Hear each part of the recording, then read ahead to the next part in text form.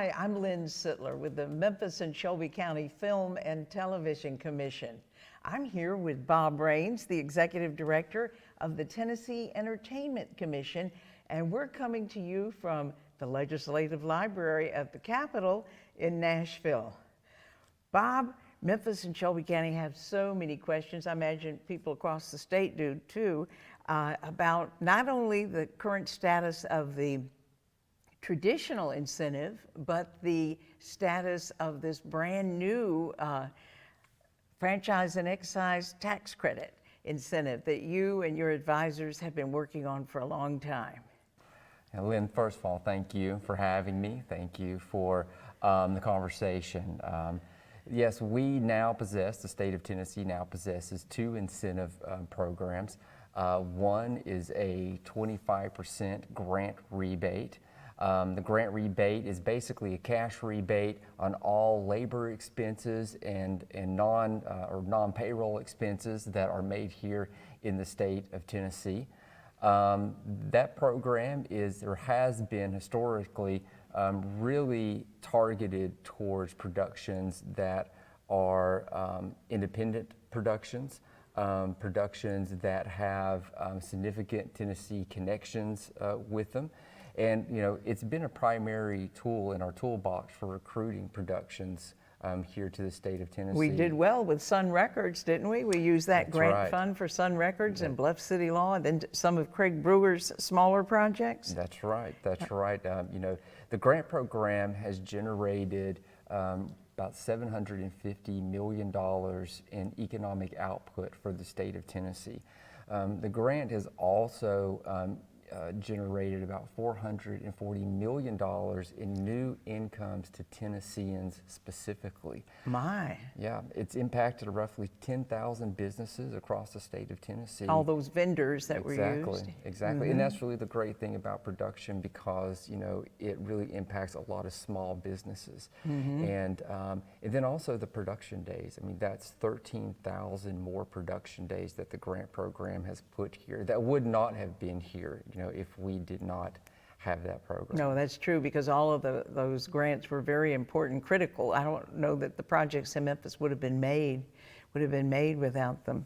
How much money is in it now for next year? How much money is it? So the current grant program is funded at $2 million recurring. Right now, I think in this current fiscal year, which is fiscal year 22, the one that we're in right now, we have about $100,000 left in the program. It went fast, didn't it? Yeah, I mean, and it's probably going to be depleted, here in the next 30 to 45 days. So we'll deplete the funds for this year long before we get the new tranche of money, which will be July 1st, 2022. And so right now in the budget, we have $2 million for next year, starting that July 1st date, which will then, of course, be there and will be the monies allocated for the whole year.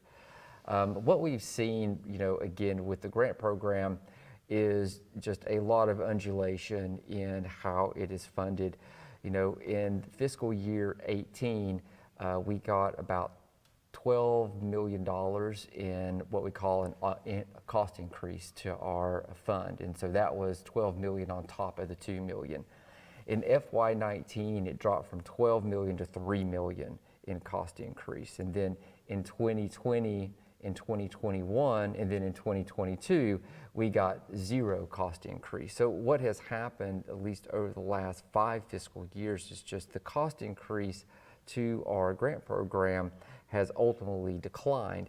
And then what's happened on the other side is that demand has risen. And so within those same fiscal years, we've lost about 33 projects here to the state of Tennessee, over those 3 fiscal years. It's about an investment of $95 million to the state that was unrealized, because we did not have the grants available. I think it was around 4,500 jobs, that were lost. Gosh, it sounds like we need to do something to get the more money in the fund, in the grant fund.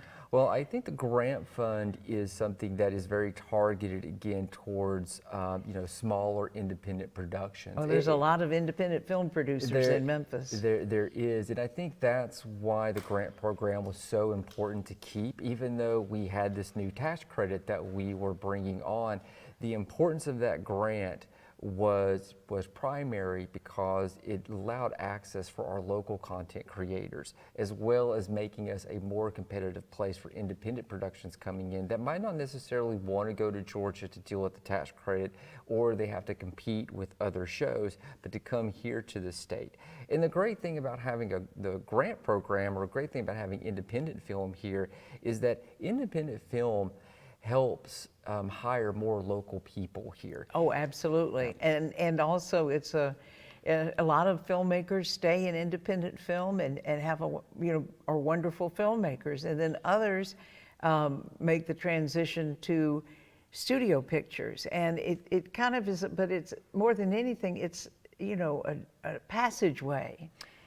Yeah, no, it is, and that's the way that, looking at it, we look at it as a, place for people to come, get into the business, learn it, get trained, and then the tax credit being something that, would be more around anchor productions, allowing them to elevate into bigger productions that we get here. Mm-hmm. And I think that really gives us sort of the full cycle when we're dealing with a two-tiered system, which was our strategy for the last couple years, is to keep the grant program for our local and independent, and then build out this tax credit to really initiate more of these larger anchor productions here.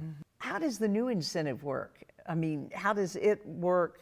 The grant fund was a refund of expenses in the state that were qualified, say what, 25%? And then how is this new and exotic, exotic to me, I don't really quite understand it. How does it work? Yeah, so one of the objectives that we've been trying to meet over the last several years is trying to have continuity in our resources here, primarily for incentives, because we just not have had continuity in the grant program. The grant program is always funded at different levels over the years, which, you and I have worked with a lot of different projects, and, sometimes our ability to recruit is based on what kind of funding is involved in the grant program. So as we looked forward, one of the things we wanted to figure out is how do we generate really year-round full-time jobs, and how do we generate full-time investment into the state of Tennessee? And so that's what this new credit is targeted and aligned with, because it doesn't take any cash investment or from a budget to fund it. This is merely funded from tax returns. And the way that this primarily works is that it's a 40% tax credit against a franchise and excise tax that a company generates here in the state of Tennessee. So what a franchise excise tax is that a company has to pay a tax on their net wealth here, and then also on their jobs that they produce here. So there's a tax that the state levies. And so what this program does, for example, is that it allows a company like Comcast. So Comcast generates a very significant F&E tax liability here because of their net wealth here, and of course all the jobs that they create here. What this new credit allows us to do, or new law allows us to do, it allows us to go to NBC Universal, which is an affiliate now of Comcast, and it allows NBC Universal to conduct production activities here in the state of Tennessee because they are an affiliate of Comcast. And really that came about just through the shifting landscape of media over the last 5 years. True. We probably couldn't have done this, even 3 years ago, but because all these conglomerates have now bought media companies, and there's a lot of mergers and acquisitions happening that are allowing these types of tax laws to be more effectively utilized. And that's what we're doing here in the state. We don't have a state income tax here. So we've always been, not as competitive, as Georgia or other places that have state income taxes. So what we've shifted to are the taxes that we do have, which are a franchise excise tax. And again, with these companies now merging with one another, companies like Comcast that own NBC, there's Amazon, which owns Amazon Studios. You have CBS Viacom, which is now Paramount. They have companies here in the state of Tennessee, along with Apple and Apple Studios, Discovery and Warner Media. Once Discovery buys Warner Media, that's going to be a whole other, group of studios and business that we'll be able to go after. So really, this is just a tool to help expand our ability to go and attract, larger productions to the state of Tennessee. And the parent company that will receive this tax credit from the production, does it have to have a certain amount of tax liability to qualify, or does it have to be a media conglomerate? For instance, could a statewide bank partner up with a production and receive the tax credit? Well, I think that really depends. What it depends on is really what kind of productions that they're wanting to do here in the state of Tennessee. Obviously you're going to want to generate enough liability to then offset the amount of credit. So, if you're a Comcast, you're generating tens of millions of dollars in an F&E tax liability here. So that means you can do bigger productions. You can do $10 million, $20 million productions here in the state of Tennessee, and then you have the liability to offset the credit against. I mean, if you're generating $500,000 worth of F&E, it's all in context to what kind of production that you're wanting to do, because you're wanting to make sure that you have enough liability to offset the amount of credit that you're generating. But there really is no set threshold around, how much liability you're generating. It's just really about how much, credit that you can offset against the liability to make it worth your while in doing a production here. Mm-hmm. So Bob, it really doesn't have to be a media conglomerate to take advantage of this tax credit. It could be, hey, some company like FedEx, for instance, in Memphis. We're so proud of FedEx. And they could enter into an agreement with a production and then take advantage of the tax credit? Well, I think what you have to look at is sort of the train. There is nothing in the law that specifies that it has to be a Comcast owning an NBC Universal. It's just really about the end taxpayer. You could, for example, have a FedEx, and a FedEx, of course, could generate a very large F&E, but probably for FedEx, for it to be beneficial to a FedEx, they would have to have some investment into a production, mm-hmm. right? So there'd have to be some sort of financial liability there between them to be able to work on mm-hmm. that. Mm-hmm. There are a lot of different scenarios underneath this program that can work. I mean, it really is a unique structure. And again, it's not. Sounds exciting. We think that over the long term, what it does, it helps activate, these larger companies to come in here and build anchor productions. And anchor productions are what sort of in the long run, will create infrastructure, and it will create. You mean like TV series? It could be series, it could be larger slated production, mm-hmm. But those are the types of things that really develop the economic clustering that we see that benefits, production in the long run, or any sort of content creation really in the long run. And that's sort of the way that we look at this. This is a very long-term game that we're playing here.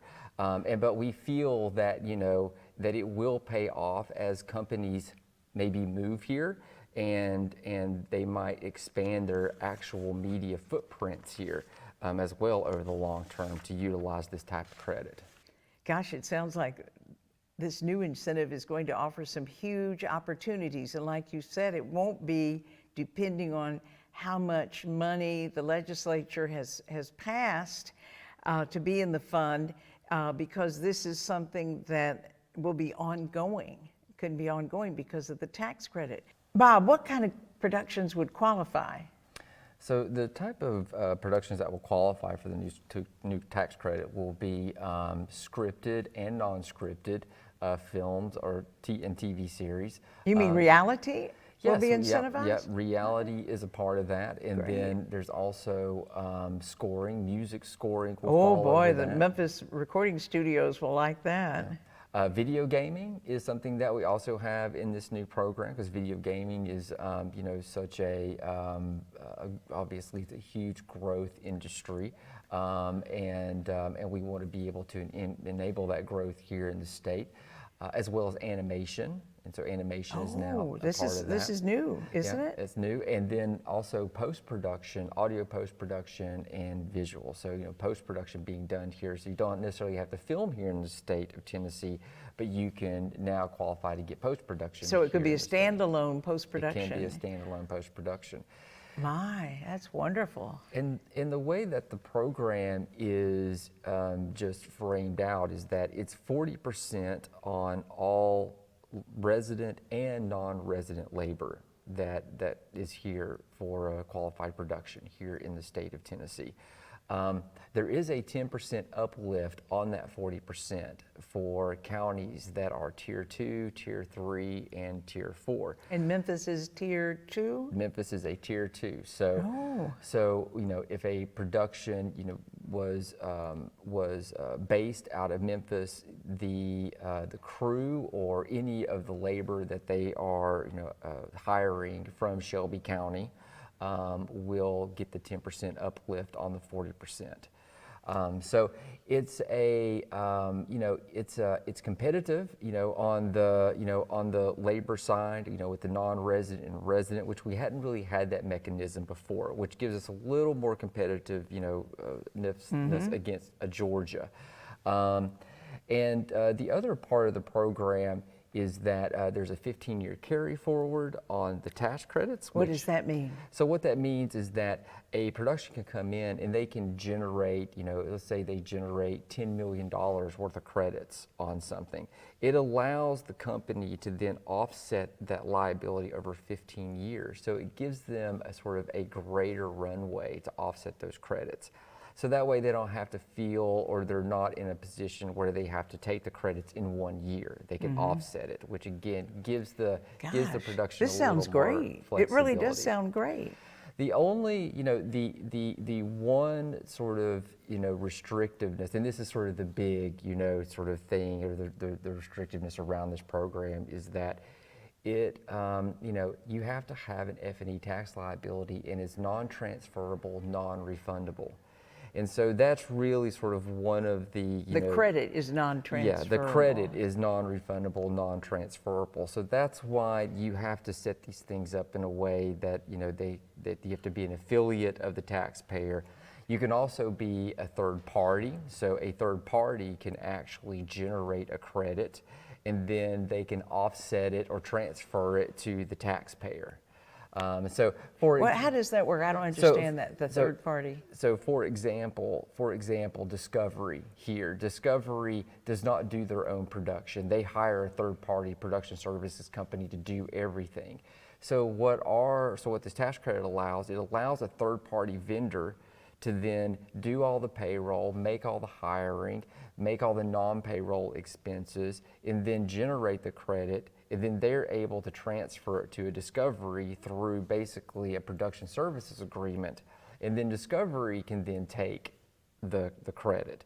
And so what that does is that sort of builds more companies around these bigger engines like a Discovery, and soon to be Warner Media once Discovery merges, or once Discovery finishes their buyout of Warner Media, will allow more third-party production service companies, we believe, to start growing here. And again, that enhances our structure, our infrastructure. The cottage industry. Yeah, and it enhances, enhances our economic cluster here.